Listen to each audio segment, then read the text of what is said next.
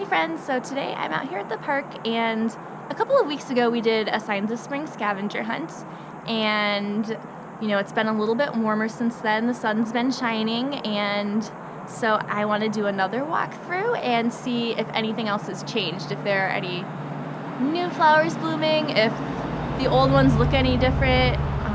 Let's see what else I can find that's interesting, and yeah, I'll let you know. So yeah, come on, let's go see what we can find.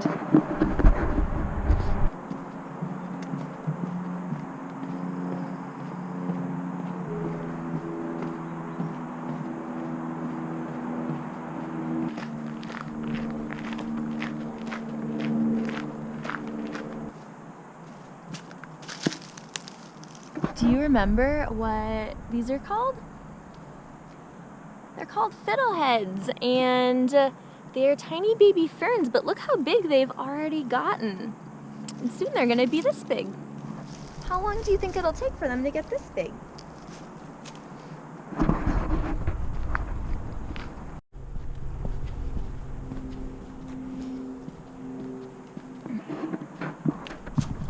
I found another sign of spring from our scavenger hunt. Does anyone remember what these flowers are called? They're called salmon berries, and soon I bet they will be delicious berries. I wonder if we'll see each other before then. If not, I will keep you updated. One cool way that you can identify salmonberry, I mean the pink flowers are pretty obvious, but after the flowers go away, one thing I like to notice about salmonberries, so they have 3 leaves like this, but if you bend down the top one, it's hard to do while holding a camera, let me see. Okay, if you bend down the top one, I think it looks like a butterfly. What do you think? Also noticed a sign of spring that isn't on our scavenger hunt that I wanted to show you. Do you all remember this plant?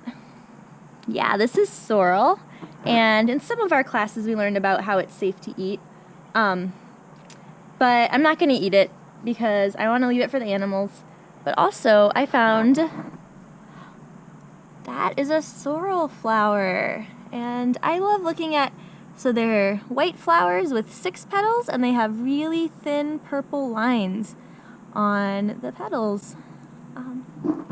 And yeah, I always want to make sure we don't eat all the sorrel, because then if we don't eat it, then we get to see cool things like flowers grow.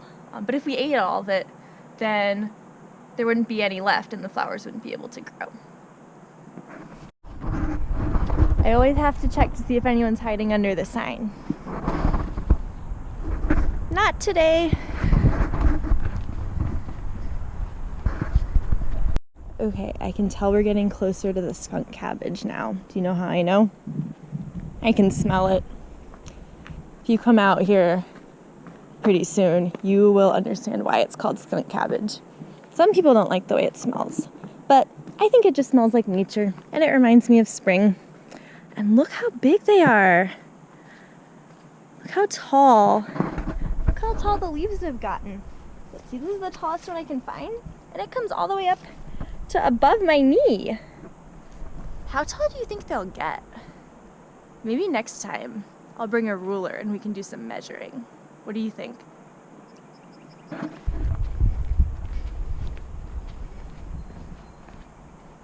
Last time we did a scavenger hunt, we had a hard time finding any pussy willows to show, but they're everywhere now, and they've changed a little bit too. So look, they got really fuzzy and they gave off pollen. Yeah, they look a little different than they did last time. What else do you notice that's different?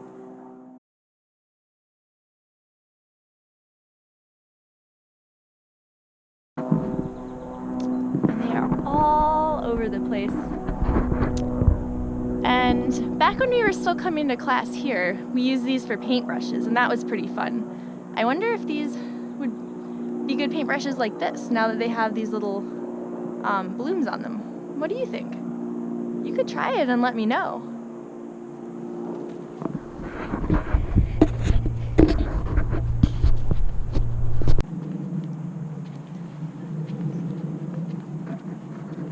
Okay, so we're coming up to another blueberry bush. Oh, look, there's a robin. Robin, where's your nest? I don't think she'll tell us. But what I was saying is, last time we checked on the blueberry bush to see, and there were a few buds, but look how many there are now. And this one hasn't bloomed yet, but I bet it will soon. Maybe next. Oh, actually, look. Look, there's one tiny blueberry flower. Actually, wait, no, 2 blueberry flowers. And I can't wait. In probably July, there will be some delicious, delicious blueberries right here on this bush. I am so excited.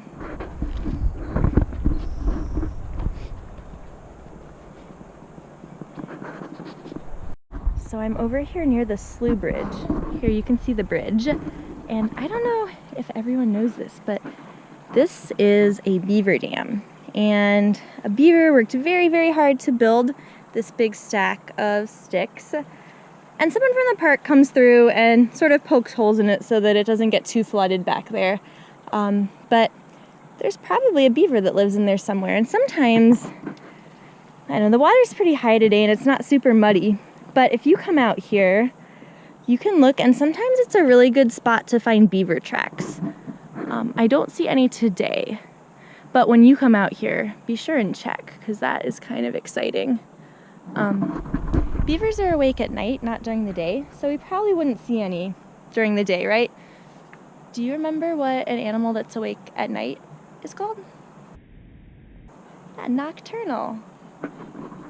So beavers are nocturnal, so we probably won't see one today, but we can see their signs.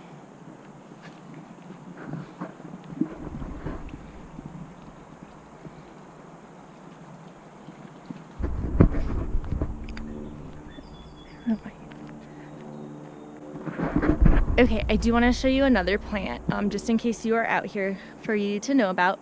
And this plant is called stinging nettle.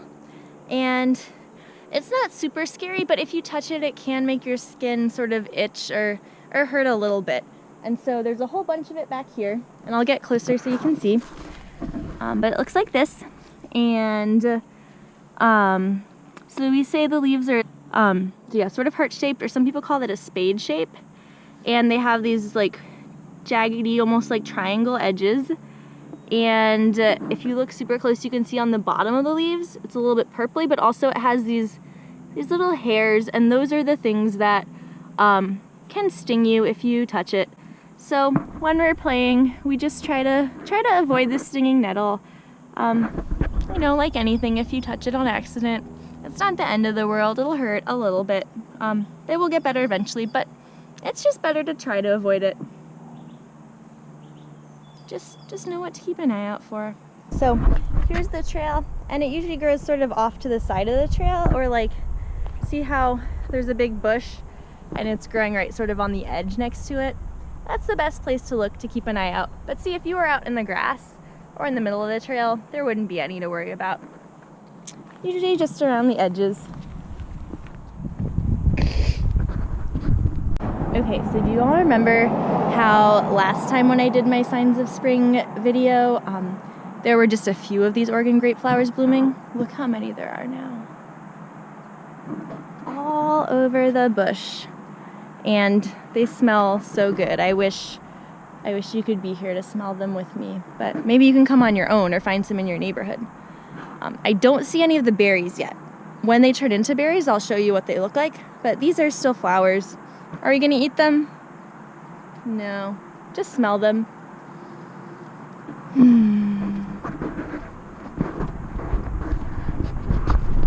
Another thing from our scavenger hunt that I found, someone has been out here with the leaf blower, so I can't find any on the ground, but I'll move the camera a little closer.